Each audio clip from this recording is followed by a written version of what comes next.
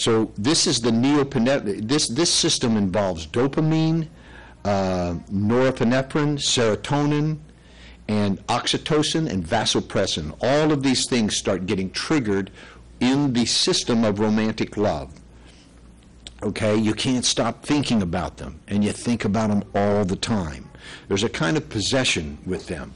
So I believe that the system of lust is designed to go out and have you look for someone to love. The system of love, or romantic love, is designed to have you focus on one person.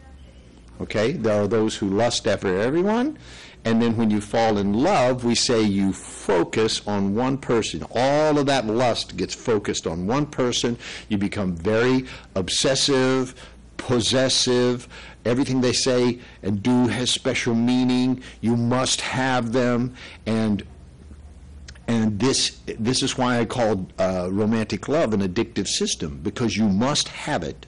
And even when it's not going well, even when it's dangerous to your health, even when it's bad for your finances, or socially bad, or ruining you and emotionally, physically, you're spiritually disconnected, you still continue to pursue your obsession with this, the object of your focus and your love. So I call it an addictive system, because it is very hard to break out of that system if it turns out that this is not going to go.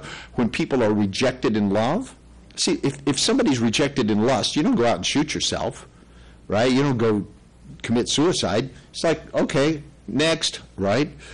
But when you're rejected in romantic love, oh my God, it's like the world has come to an end. All right? It's like everything is over. There's darkness and despair and obsession, and this can go on for years. And even though you may go try to handle your rejection by lusting after others, as long as there's that romantic love attachment with this person of your choice that you're obsessed with, then not all the lust in the world won't satisfy you. Okay? So then, once you've gotten into this romantic love, one of the things that we know about it is that it passes through phases, thus the 12 stages of romantic relationship that I discuss in the CDs. It goes through phases. And as you know, most romantic love doesn't turn out well to begin with. Almost all romantic love ends. Now, there's been studies done with literally hundreds of thousands of people cross-culturally, and it is found that there's generally about 10%. Let me see if I got that number right. Yeah, it's about 10 to 15%. What was it? It was 10%. About 10% of people who have been in love over a long period of time have stayed in love, fallen in love, and stayed in love, okay? That's a very small percentage of all the people that fall in love. 90% of the people that fall in love fall out of love. So it's pretty common knowledge, and it's a pretty common experience. You fall into this obsession, and for a variety of reasons that, we can listen to on the 12 stages of romantic relationship. It's too much to discuss on this show. But, however, for a number of reasons, and that feeling begins to go away, and other feelings begin to arise, and so that triggers the next system. And the next system I call attachment. Okay? An attachment is that system that is triggered by oxytocin and vasopressin that has you attach to a person. Now, women have about 35% more oxytocin than men do. Men do have oxytocin, and they do experience oxytocin bonding. However, also with the strong testosterone balance that they have, that kind of attachment can go towards possession, like obsession and possession, like if I can't have her, nobody can, that kind of thinking. So there are many crimes of passion. Yes, people who hurt themselves, each other, or others over their obsession, over romantic love with somebody else. So Attachment is a more peaceful feeling.